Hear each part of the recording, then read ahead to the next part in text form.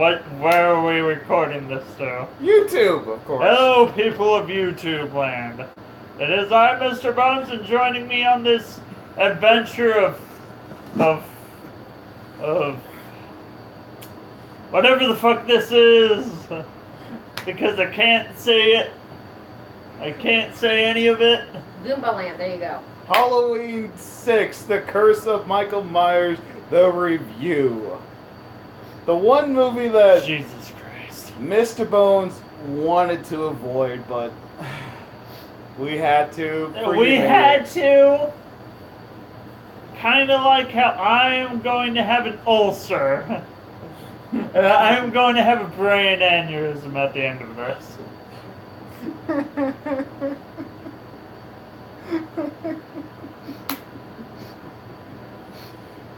Aren't you excited that we're going to review Halloween 6? I like the first take better. His computer decided to fuck up everything. Okay, yeah.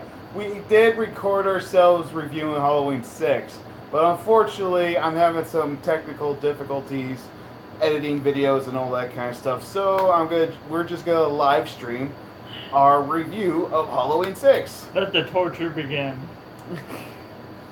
Alright, so we start in the... What kind of intro was this for Halloween 6? First off, it doesn't deserve a good intro. No, because how it first started, we hear Jamie say, please, Michael, no, or something like that, or don't hurt me. Then we see flashes of screen and all that kind of stuff. And then we get to the cult thorn dungeon, or whatever they're at. And we see Jamie, who's no longer a 10-year-old girl, I believe. No, she's 15, having the baby of a yeah. Okay, if you have seen Halloween 6, then you get the plot. You get the plot already. But if you don't, God rest your souls. Well, before we start anything else, by the way, there are 2 Halloween 6s. One is the theatrics cut, and then the producer's cut. The one we watched was the theatrics cut. The origin of Michael Myers. No, that's the producer's cut. Damn it. I can't say it. The one we got was The Curse of Michael Myers. Yeah, I was going with the banana. And now out of nowhere we see Jamie giving birth to a baby. By the way, if you want to know who the father is, well, it's Michael Myers. It's the uncle.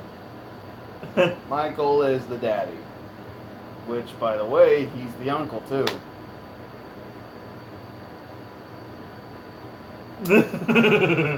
That's in the producer's cut, by the way. In this one, it's still implied. Can I finish? No! In the producer's cut, it makes it clear that it's Michael's. In the one that we watched, it doesn't say who the kid belongs to anyway. So, we can't really say. I know what you're going to say, but let me... Okay, continue. I'm not going to interrupt you. Now, then we get to, like, where the cult is getting ready to sacrifice the baby. Wait. The cult's getting ready to sacrifice the baby. And then, the nurse comes in. And tries to save Jamie. While laughing like a fucking maniac. There's a lot of funny moments that happen in this movie. Funny as in, that shouldn't be happening here. I thought she was just losing her mind because, like, she's probably just losing. It's like, I know I'm going to die, so I'm going to laugh about it. No, normal people don't laugh about their own death.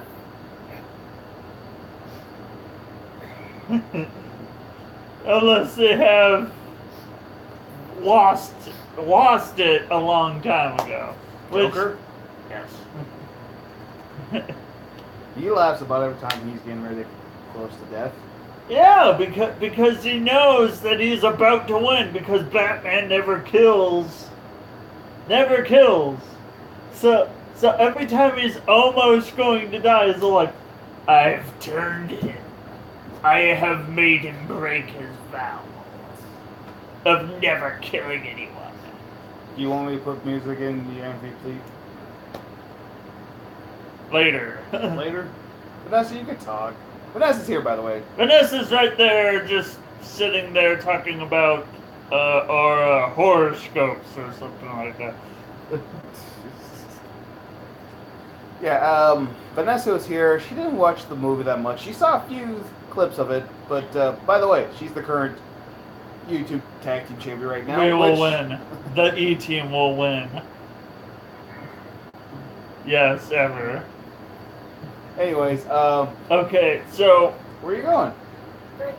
Okay. So the nurse is laughing like a maniac because she apparently she's laughing at her impending doom. Or she just realized this is so stupid. Or it's like, I've been cast in this terrible fucking movie. Laugh track. Laugh about it, yeah. But then out of nowhere, here comes Michael. First time seeing him, because all we've been seeing is the Thorn cult and the nurse, Jamie, and the baby. We haven't seen Michael for a while, then there he is. Oh yeah, by the way, the last time a Halloween movie was around was the year 1989, the year I was born. And then the new one, Halloween 6, came out on my fucking birth date. Yeah, came 95. out. Yeah, 6 years later, I believe. Fuck. Yeah, wait, it came out in 96, I believe. 95 or 96, I don't remember. Anyways. Wait, the movie actually said 1995. Yeah, I know. In there it said 95, but the release date, I don't remember. Maybe. I don't remember. Moving on. Anyways, then Jamie escapes with the baby, gets in some kind of pickup. The guy who owns the pickup, I think he's like drunk, trying to figure out why. He's like, why are you in my car? And then Michael snaps his neck. In the most weirdest of ways, the way he twists the neck, it looked like all that was left of his head was the spine. That's what I saw too. That's what I thought also. I was like, why? How is that possible? How can you literally rip off someone's head? Well, it is Michael Myers and it is a horror movie, so. Okay. Anyways, now Jamie drives off with the baby in tow into a bus station. Yeah, it was some kind of bus station. Then out of nowhere, we see Dr. Samuel Loomis, Donald Pleasance. And sad to say, unfortunately, this is his last movie killed him. This was his official last movie because a few months later, after when they got done filming, he passed away, unfortunately. The movie killed him. John's going to keep saying that. Every time he's going to see Halloween 6 or even sees a review of it, he's going to mention it. This movie killed Donald Pleasance. There it is. And this movie right here. And as you realize, he's not scarred up like he was in the other two movies. Reasons why: he got plastic surgery, which we don't get explained in the one we watched. But if you get the producer's cut, it does. It's like saying, would you rather have one shit or 20 shits? It's like this. Like, John, let's say you're the Two-Face. You know, like Two-Face from Batman, right? Yeah. And half of your face is burned up. In the next movie, your normal face, and it doesn't even explain how he got the normal face. You just gotta get the producer's cut, and it explains. Which is not as big of a piece of shit in some parts as the one that we watched, but still, it's a piece of shit. and then instead of calling the police, she calls the radio show that Fuckface McGee on the on the radio station. Calling for Dr. Samuel Loomis. The, You think you would call the police? nope. Yeah. Yeah, see, you would call the police. That's the logical stuff. No, we call a radio station that is broadcasting to the area that you're about to go into. Then I'll know why they're in the bathroom. I think in the ladies' bathroom or the men's bathroom. I don't even know. But anyways, then the lights literally turn off. Then Jamie's hiding in one of the bathroom stalls. Michael's walking down there. And then out of nowhere, behind a window, Jamie escapes. And then Michael catches up with her, hits the pickup truck. Then we're at some barn. We're at a barn with heavy-duty farming equipment. And then out of nowhere, which is different in the producer's cut. Which, look, producer cut, Jamie lives later to get shot in the face. Yeah, she gets stabbed in the barn, and I don't remember very well. I've seen the producer's cut once, and I don't remember very well. But all I remember is that she lives. But in this one, she's straight up dead. She's straight up just murdered by farming equipment. I think it was the corn. The corn. The corn. Vanessa, do you know what that machine is? Like corn harvester. Yeah. Thank you. A corn harvester. Just speared on that. That's what we think it is. We don't know what it is for real. But then I don't know where Michael goes inside the pickup where... Wait. She's not dead yet. He has to turn the machine on first. And she just says, you can't have the baby, Michael. Then Michael turns the machine on. I think you can't have the baby. Oh, yeah? Turns it on. Then he goes inside the pickup, brings out, he thinks it's the baby, but then out of nowhere it's just a roll of paper towels. Roll of paper towels. Michael realizes... He's just been duped. Then we see, what's the guy's name? Tommy Doyle. Tommy Doyle. He's from the first Halloween movie. Not this guy who's playing Tommy. It's not the real Tommy Doyle. He's seriously, like, obsessed with the Myers house. When you first see the new characters of the movie, Kara, I think that's her name. Kara's the nice mom. Who's a pretty woman, by the way. That didn't have me want her to die. Yeah. Spoiler alert. She dies. Oh, Kara's mom dies. But then, anyways, then we see her helping her son because he's having one of these night terrors again. Yeah. And because you see this mysterious guy wearing nothing but black, but then you see the knife that he's holding. And the first thing when John saw him, the first thing he says, "Ben Dreamer!" Ben Dreamer! Every time I see that guy, I'm going to just yell out Ben Dreamer. Hey, he's the more interesting takeaway than who's the guy the Gwen or whatever the doctor's Gwen doesn't matter. Lynn. He's the leader of the cult, by the way, the Thorn cult. Yeah, we're spoiling a lot of things. We're spoiling nothing. Oh yeah, by the way, we forgot to mention there are spoilers about this movie. A spoiler. This is as spoiler-free as my attention span. Anyways, after when Kara helps her son, which by the way only has one line in the movie. Actually, it has a couple. But what's one? None of them are even halfway incoherent. The only words he says... It says at the end of the movie, "Don't do that to Mommy!" It looks over. Oh, he's a baby. Yeah, the kid only says "Mommy." Mommy. And then after when Kara helps her son, goes in her bedroom, gets ready to put her pajamas on, she looks at the window, and then we see Tommy Doyle with a camera or binoculars. It was a telescope. Oh, telescope. And it just looked at the house, and she thought she was creeping on him. Probably was, but at the same time, it's just his obsession with the Myers house because he says he knows Michael's going to return. Yeah, because Michael always does. But we figure out why, though, in this one, sort of. We don't have the producer's cut. In the producer's cut, it kind of explains. This one tries to, just fails. It's fucking terrible. It's a terrible shoe-in.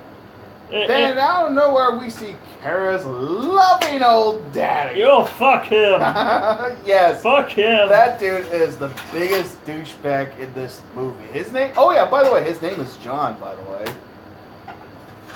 He's an embarrassment to Johns everywhere. The reasons why his name is John is because they're paying tribute to John Carpenter, the guy who directed the first two Halloween movies. He's an embarrassment to Johns everywhere. I don't remember what the mom's name was. I know it was another name that was paying tribute to one of the directors of the first two Halloween movies. I don't remember what the mom's name was, but... Yeah, see. All I can say about the mom is she's a sweet lady. The mom doesn't make me want to kill everyone. She's just a sweet lady. The father, I hope for a slow, painful death. The first time John saw the father, Carrie's father, the one thing he says... Yelling at kids. And the one thing when John saw him was like, John was just praying like, Michael, just kill this guy already. He was praying for his death already. The only asshole around here is me, damn it. And then I don't know where Carrie's son pulls a knife on him. And then when John saw that... Do it. Kill him. And he doesn't. I turn into Counselor Palpatine from Star Wars. But when he doesn't kill him... I was like, God damn it. That was a perfect chance. You blew it. And then we get to see Carrie's brother. I don't even remember what his name is. Carrie? I thought it was Kara. Kara, I meant. I was thinking of... Kara's brother, which is the dim-witted... With a hot girlfriend. Dim-witted asshole with a hot girlfriend. You know, we had someone like that in the Halloween 5. And Halloween 1. And Halloween 2. What are you doing? My phone died, so I'm looking at the time, yo. But the thing is, in Halloween 2, there was if you want to know our thoughts on Halloween 2, look up... just banana. Okay, we're not going to do like a full review. Okay, let's skip to the part at the end with... If you want to see a full review of Halloween 6, our buddy Richard, who is on OWO UK, he does a full review of Halloween 6. He's a good friend of ours. Go subscribe to his channel. He does full reviews. He's not like... He doesn't do reviews like what we do. His is actually like, he actually follows the story and all that kind of stuff. For us, we just literally shoot the shit out of it. And I think that's what some people like, but especially you, dude. You've done nothing but ranting about this movie. But unfortunately, he's not going to do that today. I'm not doing that today because this isn't an actual video, it's a live stream. So we don't want to risk getting in trouble and all that kind of stuff. So Whee! So unfortunately, there's no ranting, guys. Sorry. There will be for Halloween H2O. Probably from Mr. Bones. But by the way, I'll save that for last. Anyways, actually, we don't really need to do a full review. The movie's not that long at all. Yeah, exactly. So anyways, then out of nowhere, and out of nowhere, someone shits in the background. No, I went like this. It went like that, yo. A nice old Hershey squirt in the background. And now I'm getting flipped off from the background. Anyways, then out of nowhere, Tommy finds the baby. Yeah, the baby is literally in the cupboard. In the cupboard. In the bathroom. In the bathroom. I was thinking, how did that baby live? How did that baby live? How long was that baby in there? And also, too, the maintenance people didn't clean up, so... There's blood everywhere. Don't worry about it. And Tommy names the baby Steven. Steven. and also then he tries to get help at the hospital. The We're hospital does- pointless. Just yeah, the people in the hospital don't help at all. And the hospital, Steve- pointless. yeah, ignore Doctors, pointless. Dr. Samuel Loomis goes to the Myers house, goes sees the mom, explain and does another awesome speech in the movie, and explains why that house is, what house they're living in. And the mom is pretty much explaining, like, what makes you think he'll come back to this house? He always does. He's like, this house is sacred to him. He has all his memories here. And the rage is still in there. And he's begging Mrs. Strode To leave. which she should have done years ago because It was the thing is, whoever lives in the Myers house, basically, this is the movie trying to be philosophical in its own bizarre way. we'll get to that. Hang on, we'll get to that one. Then out of nowhere, the sad part happens.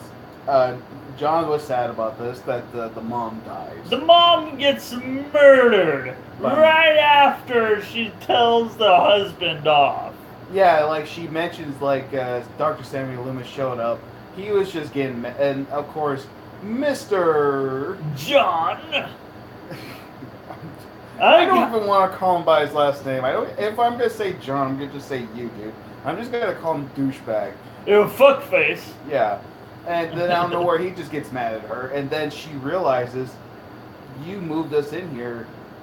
Just to help your brother out, because apparently the brother was the guy selling the house, and apparently it was only like $20 fucking to get moved in, Or probably $1.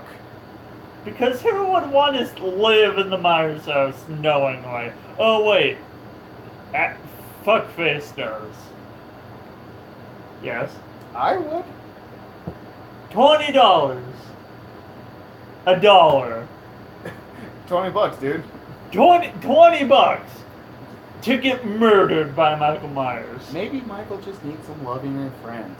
You're going to be dead in 9 seconds. He'll probably get along with you. He'll get along with me because I like killing people. Every video game he plays, he kills a lot of people. Anyways, the mom dies, unfortunately. Then I don't know where. Axe to the head? No. Yeah, Back. I think it was in the front of the face. It doesn't show the killing. Let's just say. It's like dead off screen. Then out of nowhere, then Tommy meets up with Kara's son. By the way, you've heard the old saying, "Stranger danger," right? Yeah. This kid doesn't listen at all. This kid has 0 survival skills. I said that through every single Halloween movie. Every single one except 3 and 4, because I didn't watch those two of the Well, you watched Halloween 4 a little bit, but Yeah. then I don't know where. I had to leave. It's like through every single movie, I've said the same thing like clockwork. These people have 0 survival skills. The kid is definitely number 1 on this list. He literally lets a guy that he doesn't know In the house. into his own house. And the other reasons why he let him in there is because he knows. There's dinosaurs! First of all, don't ever do that. First of all, if you do that, you're fucked. Yeah, seriously, because how do you know that Tommy wasn't gonna kill the? I mean, I understand he's a little kid and doesn't know better, but you've always heard never talk to strangers like that or do anything like that. You don't know what they are. So, after when John saw that, he was just like, you know what? If this kid dies, I don't feel sorry. I don't feel bad at all, because obviously these people didn't tell him stranger danger at all. Well, they do live with a douchebag, so What the fuck face? they probably did. But in the storyline, the kid's supposedly possessed by the Thorn Cult. So he lets a random stranger that happens to be a good guy in his house? I don't know. It's Halloween 6, dude. Oh, Then I don't know where Tommy Doyle invites them to go to their place. and he sees Kara sees a lot of paperwork, like newspapers, he's articles, been and all that. obsessing over Michael Since the first throughout time the you saw him. years. And then now Tommy explains why Michael kills a lot of people inside that house. The thing is, he sees anyone that lives in that house as family. And his sole purpose is to kill all of his fucking family. So if I moved in the Myers house, You'll be dead! And I'll be laughing because you'll be dead. you'll probably be at my place and you're still gonna die. Fuck. So We'll both be fucked. So in a way, like, that kinda makes sense. Yes. It's the only good clue about this movie. That's the only thing I like about it. Then we see John! Mr. Fuckface! Yeah. And he dies by electrocution and brain explosion. Yes, the best death in the movie is that his head explodes. Everywhere. But in the producer's cut, But yeah, we don't see shit he just dies from electrocution. off screen. Again. The one we watched had the best death. There's a thing about these movies that they love killing people off screen. I don't know why. I think they're trying to make us imagine how he died, It's like, dude, but it fails miserably. he got electrocuted. What is there to say about getting electrocuted? Well, the one we watched. We seen was amazing. His head blew the fuck up Mm-hmm. everywhere, just brain matter. And then out of nowhere we go to the Halloween party, which everybody's dressed up as something. Then we see Barry, Fuck Barry. the guy who was doing the radio show. The sleazy radio show guy that so happens to have his penis always in his hand at all times. What he's talking about is this guy's Halloween costume is pretty much wearing a black jacket, black hat, sunglasses, and his boxers. And also the guy, he may sound like a nice guy on the radio, but in real life he's just a prick. He's not just Rick. He's a perv. Some of the things he said about Kara's brother's girlfriend. Oh yeah, that's grade A. Then when they find out that Kara's family, the Strodes, live in the Myers house, it's like, that's gonna be great. That's gonna be hits for my show. We go to the real Myers house. Let's go do it. Then he gets in the van. Funny He thing gets is, into the wrong van. he goes in Myers. The death van. Pretty much. And then he kills him. How he kills him, John. He stabs him right in the dick. And Yeah, he cuts literally him does. all the way up to his chest. And he hangs him on a tree. And he hangs him on the tree in his boxers. Funny thing is, how we found that out is we hear a little girl saying, "Mommy, it's raining red." Mommy, it's raining red. Mommy, it's raining red. Mommy, it's raining red. But and the funny thing And is, it's warm. here's the funny thing: in the producer's cut, she actually sings, "Mommy, it's raining red. Mommy, it's raining red." Girl, it's not just raining red. It's raining blood. Son. And then we see the body falls, and we see the dead corpse.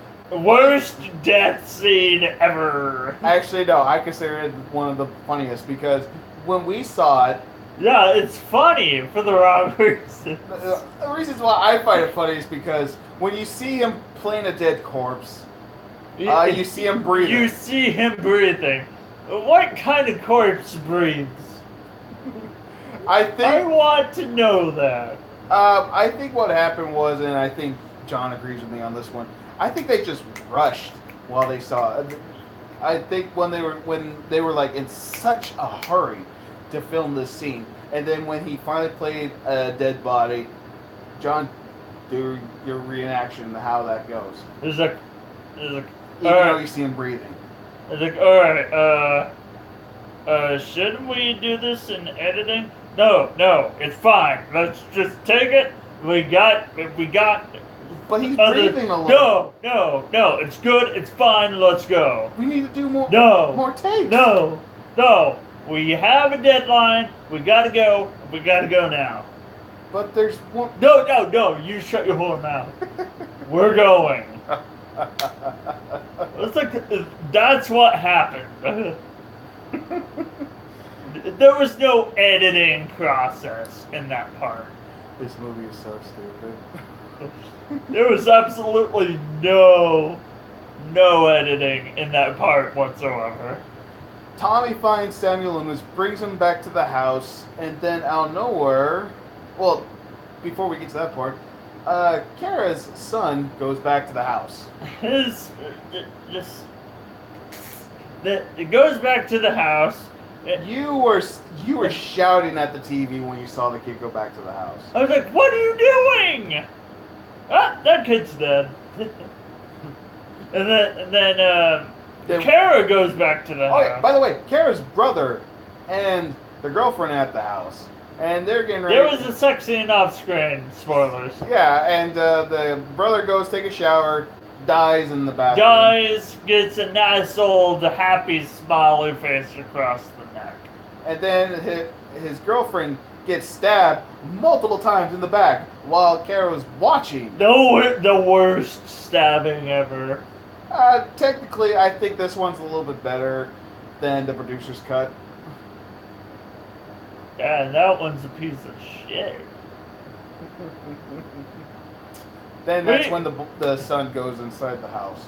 Josh, we just looked at a piece of shit and said the other piece of shit looks terrible.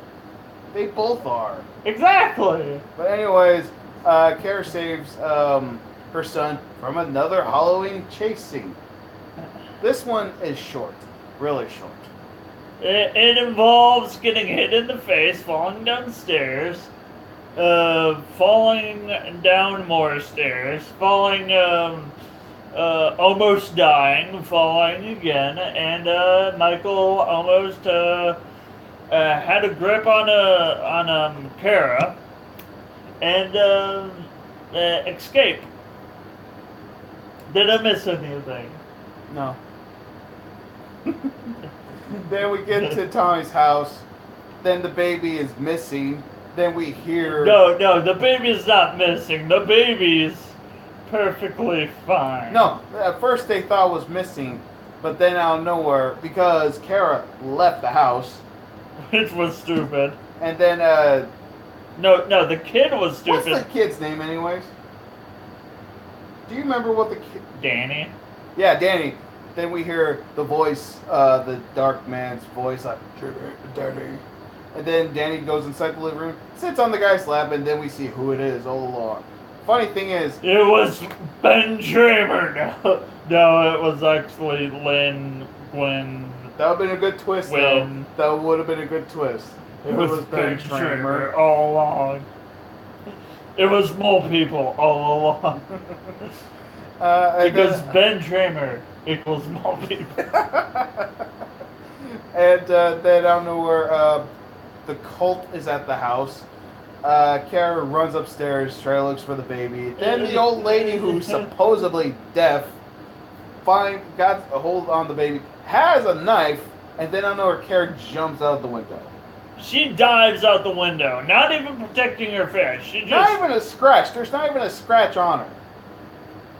Just dives through the window. You think if you jump out of the window like that, you would get scratched. At Like, least a few scuff marks from, I don't know, falling on your face. but no, next scene, perfectly fine. Perfectly fine. In the psychiatric ward, if I can speak words correctly. And there is no editing in here, folks. Oh yeah, and also funny. When I fuck up, you see it in real time.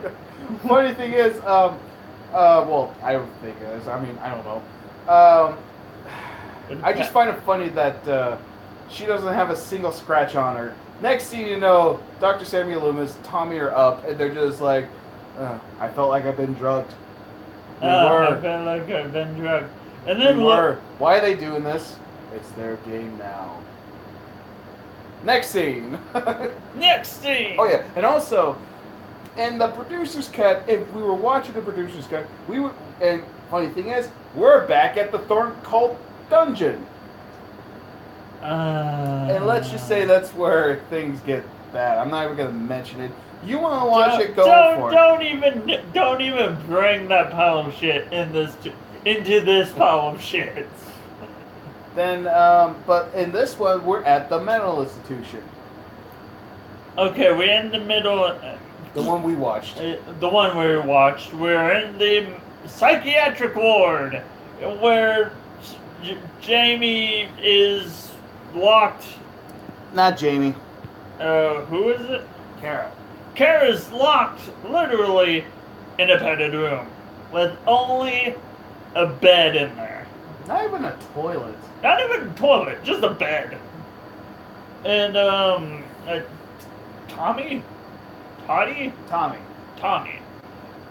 and Samuel Loomis finally get there. They go their separate ways. Tommy stays in the hospital wing. But then he goes walking around and finds the room where Kara's in. But then we see Dr. Samuel Loomis finding Len, Gwen, whatever his name Whatever is. the hell his name is. It changes every single time. I hear Gwen. I hear Lynn, and I also hear Win. So, anyways, and Like they can't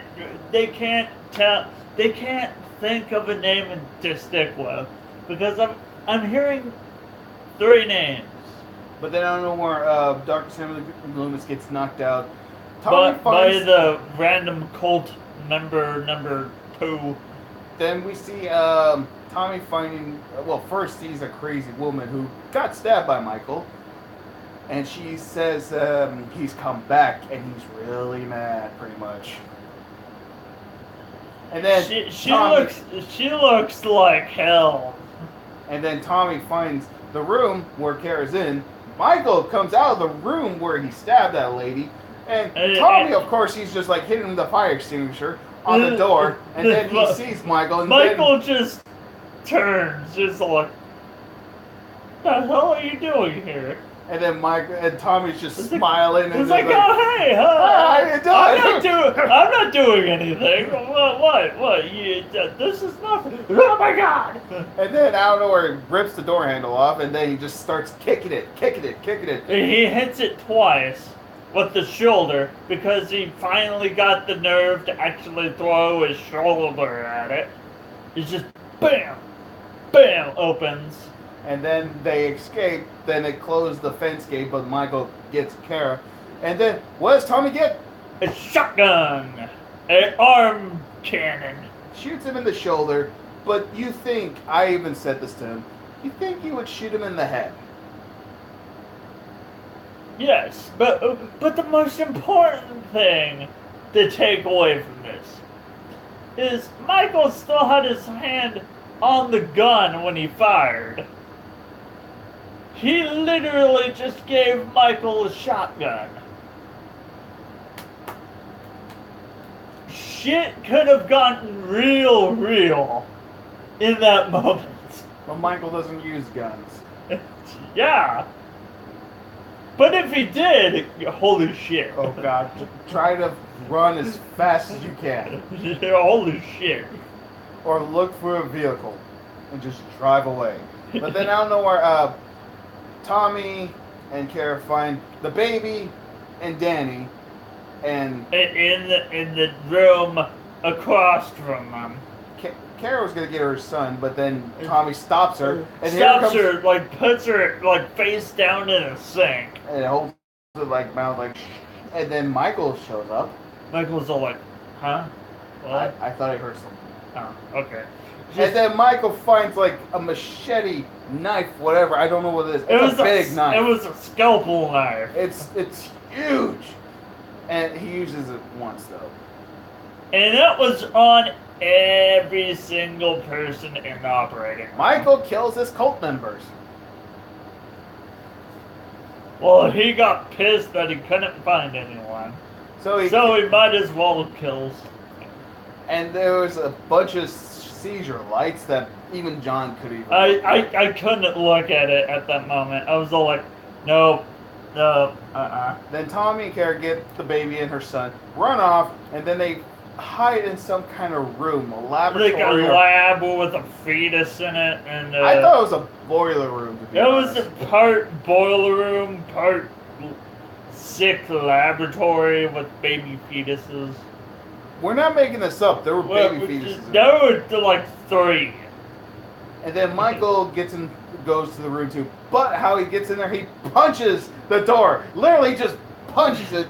And it falls apart, like right over his fist.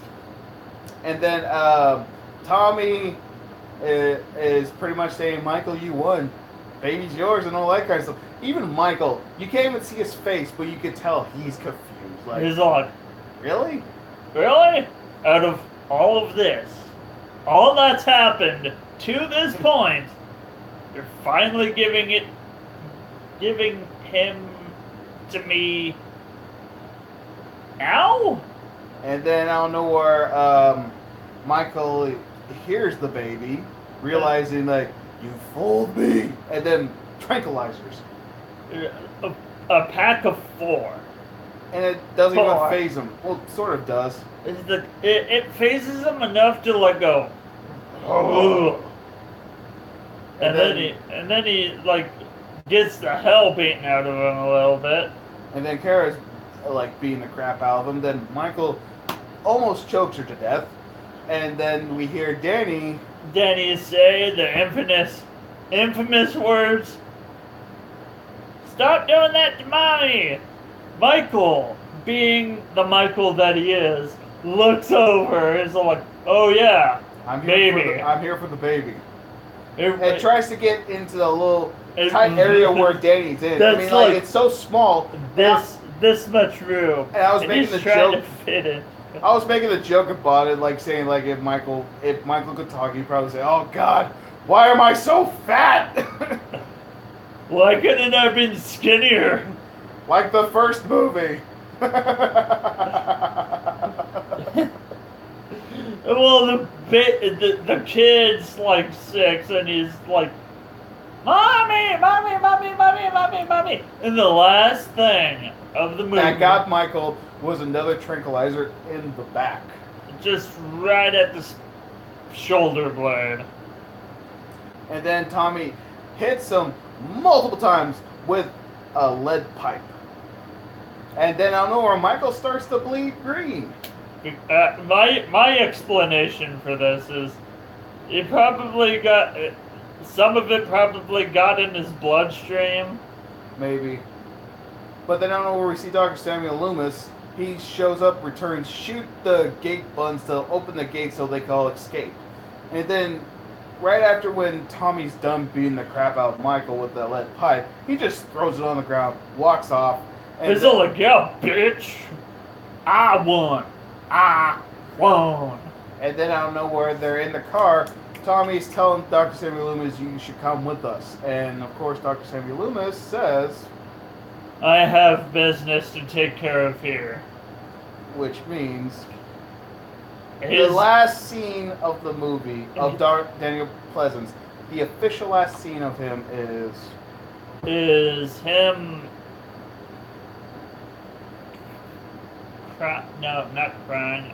screaming, Screaming bloody murder. bloody murder because Michael has left again. and it shows a pumpkin and the movie. That was the end of this shit show. Funny thing is that's not how it actually ended. The producer's cut showed that they escaped, of course, did the whole typical thing. But how they got rid of Michael for this one in the producer's cut, that Tommy did a ritual. Yeah, I know. Did a ritual. Did like put rocks on the ground, cut his hand, blood, and something. I'm trying to explain it. Then I don't know where Michael chokes him, and then I don't know where it's like a computer just got turned off, and Michael just stands there. Yeah. Does nothing. Then out of nowhere, the Gwen is close switched with Michael. Michael is now wearing the black hat, black jacket, and then out of nowhere, the Thorn cult symbol is on Dr. Samuel Loomis. And we hear him scream, and we see Michael walking off, and that's how the movie ends. Yeah.